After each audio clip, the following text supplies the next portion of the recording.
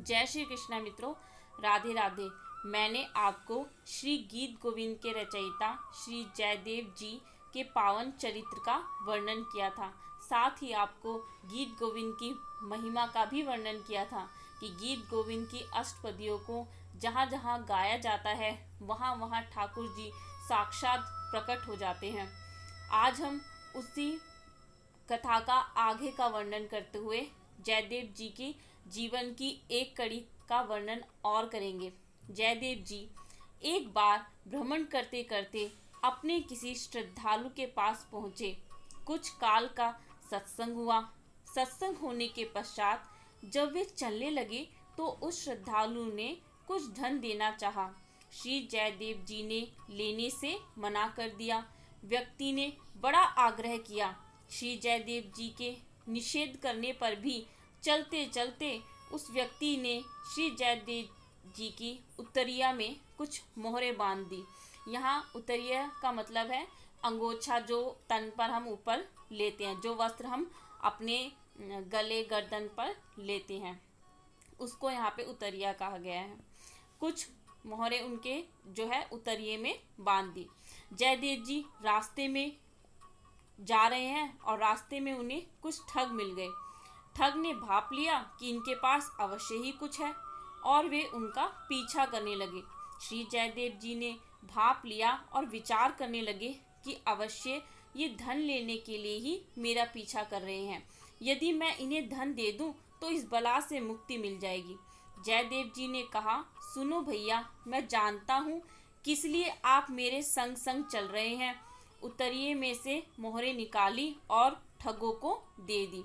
श्री जयदेव जी संत से तो संत बुद्धि के अनुसार कार्य करते हुए मोहरें दे दी, किंतु ठग ने अपनी दुष्ट बुद्धि से विचार किया कि अभी तो ये हमें मोहरें दे दी, किंतु जैसे ही नगर आएगा तो ये मोहरें तो इनकी है जो कि हमारे पास है, तो ये हम पर अभियोग लगाकर हमें दंडित करवाएंगे। चार ठग थे, आपस में विचार करने लगे। उनमें से एक बोला, धन तो आ गया है, अब इनके प्राण ले लो और चलो यहाँ से। दूसरे ने कहा कि हम तो धन के लिए आए थे, धन मिल गया, अब अकारण इनके प्राण लेने की क्या आवश्यकता है। तीसरे ने कहा, ना छोड़ो ना मारो, फिर क्या करें।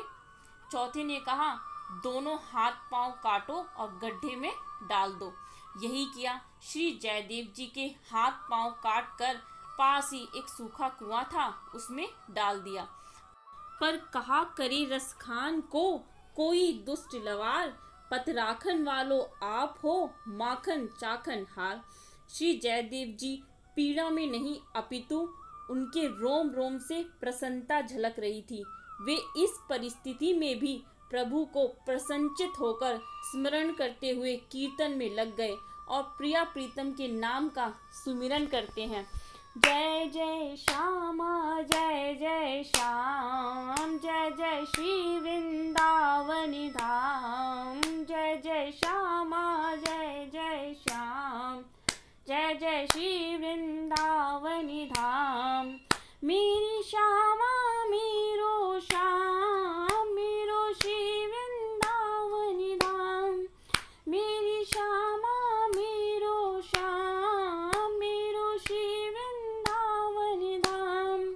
प्यारी श्यामा प्यारो श्याम, प्यारो श्री वृंदावनी धाम। प्यारी श्यामा प्यारो श्याम, प्यारो श्री वृंदावनी धाम। जय जय श्यामा जय जय श्याम, जय जय श्री वृंदावनी धाम।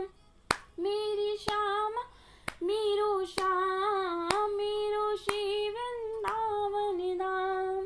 मन बड़ा ही आनंदित हो गया। श्री जयदेव जी की तन की पीड़ा जाती रही और मन उत्साह और आनंद से भरता गया और श्री जयदेव जी के प्रेम प्रकार संगीत में मिश्रित होकर चारों तरफ आनंद फैलाने लगी।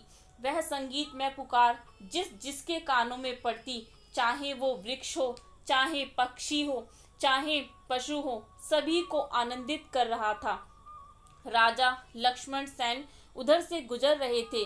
वे भी भक्त थे। जब ये कीर्तन उनके कानों में गया तो वे भी अधीर हो गए। सैनिकों को कहा कि देखो कौन संत है जो प्रभु के नाम रूपी अमृत का छिड़काव चारों तरफ कर रहे हैं। मेरा मन इन संत के दर्शन को करने को व्याकुल हो रहा है। राजा की आज्ञा पाकर सैनिक खोज में लग गए। सैनिकों ने आकर देखा कि एक गहरा अंधकूप है, उसमें से स्वर आता है। राजा आया, उसने देखा कि श्री जयदेव जी के हाथ पैर तो कटे हुए हैं, किंतु उनके हृदय से एक द्रव्य प्रकाशित हो रहा है। श्री जयदेव जी को कुएं से बाहर निकाला गया। राजा अपने महल में लिवा लाए और पूछा, आपकी इस वेदना पीड़ा का कारण क्या है? किसने आपकी ये दशा की है? जयदेव जी ने कहा कि मैं तो जन्म से ही ऐसा हूँ। राजा ने श्री जयदेव जी के घाव को देखा, किंतु उनके मुख से ऐसे वचनों को सुन, उनके हृदय से उत्पन्न तेज प्रकाश को देख, उनके मुख से युगल नाम रूपी अमृतवाणी को सुनकर उनके हृदय में गुरु भाव उत्पन्न हुआ। राजा अपने मन में विचार करने लगा कि ये तो कोई बड़ा ही प्रभावयुक्त अकथनीय महानुभाव हैं। अवश्य ही मेरे कोई बड़े भाग्य का उदय हुआ है कि मैंने इनके दर्शन पाए हैं। राजा ने कटे हुए हाथ पगों के ठूठों को औषध से अच्छा कराया। फिर आपके पास आ प्रणाम कर राजा बोला कि स्वामी जी, मुझको कुछ हितोपदेश तथा आज्ञा दीजिए। राजा की विनय सुन श्री जयदेव जी ने आज्ञा दी कि दिव्य मंदिर बनवा के श्री भगवान का विग्रह पधराओ और नित्य सेवा पूजा मेवा मिठाई भोग अर्पण करो तथा प्रभु के आगे संतशाला बनवा के उसमें अति प्रेम से साधु सेवा करो। राजा ने संत सेवा आरंभ कर दी। दूर दूर तक राजा का सुयश फैल गया। राजा लक्ष्मण सेन ने श्री जयदेव जी का सत्संग पाने के बाद बड़ी अद्भुत संत सेवा आरंभ की है। जो संत आते उनसे उनका भाव वर्ण संप्रदाय कुछ भी पूछे बिना सच्ची निष्ठा से राजा ने संत सेवा आरंभ कर दी। और फिर एक दिन वही ठग जिन्होंने श्री जयदेव जी के साथ दुर्व्यवहार किया था, जब उन्होंने सुना कि राजा ने बड़ी संत सेवा आरंभ की है और केवल संत का वेश देखकर ही राजा देता है, तो वे भी सभी ठग संतों का वेश धारण करके माथे पर तिलक लगाकर कंठ में माला धारण करके आ पहुँचे और श्री जयदेव जी सभी संतों को की अगवानी किया करते थे। तो उनकी नज़र उन सभी ठगों पर पड़ी जो संत का वेश धारण कर आए हुए थे। ठगों ने भी श्री जयदेव जी को देख लिया। अब वे सभी घबराए। उन्होंने विचार किया, इन्होंने हमें पहचान लिया है, अब हमें हमारे कुकर्म का दंड मिलेगा। श्री जयदेव जी ने उनका स्वागत किया और ये विचार करते हुए कि मेरे समक्ष रहने से इन्हें संकोच होगा और संत जनों के साथ रहने से इनकी पोल खुल जाएगी। इन्होंने साधु का वेश धारण किया हुआ है और इस वेश का भी अपमान नहीं होना चाहिए। सो राजा के दंड से बचाने के लिए अन्य संत जनों से अधिक धन दिया व अधिक सत्कार श्री जयदेव जी ने उन चारों को कराया। यहाँ पर आपको हरि भक्त के 4 गुण अवश्य दिखाई देंगे। 4 गुण हरि भक्त के प्रकट दिखाई देते हैं। क्षमा, दया, दीनता और पर अवगुण ढक लेते हैं। कुछ दिनों के आतिथ्य सत्कार के बाद जब वे चारों ठग अधिक धन साथ लेकर गए तो राजा ने कहा कि आपके पास बहुत अधिक धन संपत्ति है, तो आपकी सुरक्षा के लिए मैं अपने कुछ सेवक आपके साथ भेज देता हूँ। मैं ये आपको नगर के बाहर तक छोड़ आवेंगे। सैनिकों ने उन चारों संत वेशधारी ठगों से पूछा, महाराज आप एक बात बताइए, आप में ऐसी कौन सी विशेषता है? संत तो हमारे यहाँ पर नित्य प्रतिदिन अनेक आते हैं, लेकिन जैसा स्वागत आपका हुआ ऐसा तो राजा ने कभी किसी का नहीं किया। और हमारे राजा के जो गुरुदेव हैं वो भी आप पर बड़े प्रसन्न थे। अब चारों ठगों ने मन में विचार किया कि सत्य बात कैसे बताएं और असत्य भी कैसे कहें। तो बड़ा विचार कर उन्होंने उत्तर दिया, देखो, हम तुम्हें सच्ची सच्ची बात कहते हैं, पर किसी से कहना नहीं। सैनिक बोले, महाराज बिल्कुल नहीं कहेंगे।